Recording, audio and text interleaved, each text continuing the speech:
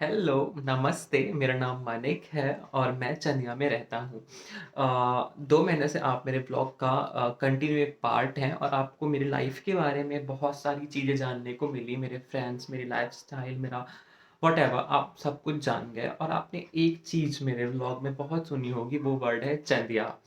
तो जितने मेरे रिलेटिव्स हैं, फ्रेंड्स हैं, जो मेरे सब्सक्राइबर हैं, जो मेरे पर्सनल सब्सक्राइबर हैं, वो तो जानते हैं कि चंदिया क्या है, क्या नहीं है। लेकिन जो मेरे बाहर के सब्सक्राइबर हैं, जो मेरे वीडियोज़ देखते हैं, जिन्हें so let me introduce my गाँव टू यू एवरीवन। चंदिया से मेरी रूट्स हैं, मेरा बर्थ प्लेस है, मैं चंदिया में ही पैदा हुआ था।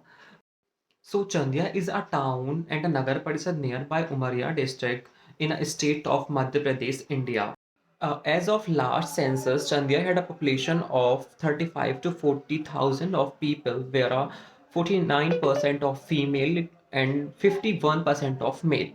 और यहाँ की सबसे अच्छी बात ये भी है कि Chandia has an literacy percent of 53%, lower than the national average of 59%। जहाँ पे 60% पुरुष शिक्षित हैं, तो 40% महिलाएँ भी शिक्षित हैं। एक टाइम ऐसा भी था जहाँ पे हर एक घर से एक इंसान गवर्नमेंट जॉब में था।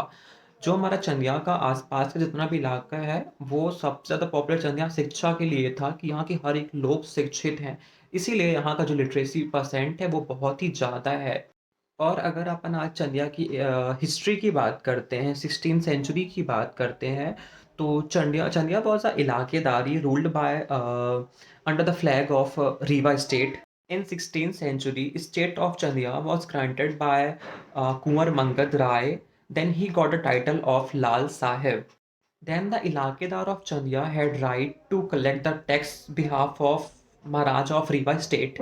Then Ilakidar had to present in Dasahra Darbar and pay back to the Nazrana to the Maharaja of Rewa. After that long process, the head of Rewa Riyasat had shown a great kindness to the Thakurain of Chandiya to adopt a successor twice. तो ये ज़रा-सा glimpse था history का, but I think किसी को उतना interest नहीं होगा कि वो कुछ उतनी पुरानी हिस्ट्री में जाके चंदिया को जाने।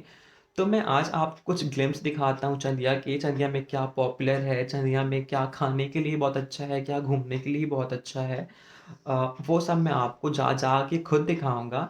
तो चलिए मेरे साथ चंदिया दर्शन में, hope you like it. I think मैंने आपको ये चीज़ें बता रखी हैं कि चंदिया में मिट्टी के बर्तन बहुत ही पॉपुलर हैं। यहाँ के दूर-दूर अदर स्टेट में भी हमारे यहाँ के मिट्टी के बर्तन जाते हैं। मिट्टी की बॉटल, मिट्टी के घड़े, मिट्टी के दिए। तो अगर आपको ज़रा-सा भी इन चीज़ों में क्रॉकरी में बहुत ज़्यादा अगर इंटरेस्ट है, तो प्लीज़ डू विज़िट चंदिया और यहाँ के लोकल लोगों से आपको वो चीज़ें खरीदनी चाहिए और आपको सच में इतना ज़्यादा पसंद आएगा, आपकी फैमिली को, फ्रेंड्स को बहुत पसंद आएगा। तो आप अगर कभी भी यहाँ से पास हो रहे हैं या अगर आप अभी चंदिया आ रहे हैं, तो प्लीज़ यहाँ से आके मिट्टी का घड़ा, सुराही, अर्थन लैंप, मिट्टी की बॉटल, मिट्टी की क्रॉकरी, सारी चीज़ें एक बार ज़रूर परचेज़ करें और फिर मुझे रिव्यू दें कि वो सच में आपको कैसा लगा, क्योंकि चंदिया का मिट्टी का बर्तन बहुत ही पॉपुलर है। तो जो यहाँ के चक्रवर्ती समाज के लोग हैं, वो यहाँ का मिट्टी का बर्तन बनाते हैं।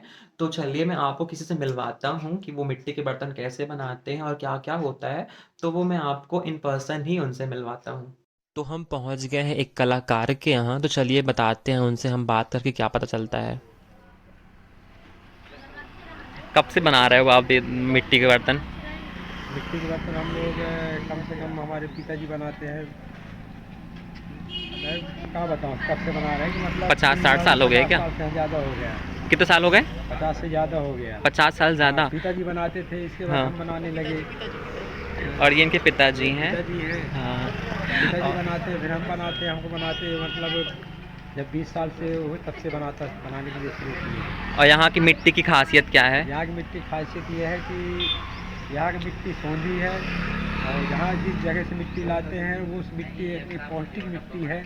उस मिट्टी में जो हांडी बनती है, हांडी में खाने बनते हैं, खाने में बहुत टेस्ट रहता है और नुकसान नहीं करता, बीमारी नहीं फैलती है। जो स्टील के बर्तन चले हैं उसमें तो चावल पनिया जाता है और पानी छोड़ देता है, 1 घंटा बाद हो तो बदबू मारने लगती है। लेकिन इस मिट्टी के बर्तन में चावल बनाओ, दाल बनाओ या रोटी पकाइए तो इसकी टेस्ट ही अलग रहता है। और कहाँ-कहाँ तक बेचते हैं आप लोग अपने बर्तन मिट्टी ये के? हम छत्तीसगढ़, अमरेंद्रगढ़, जबलपुर, भोपाल, यहाँ सिहोरा, देवास, इंदौर, अच्छा, यहाँ इतने तक दूर-दूर तक जाते हैं आप लोग यहाँ मिट्टी के दूर दूर बर्तन दूर दूर बेचने। तक जाते हैं।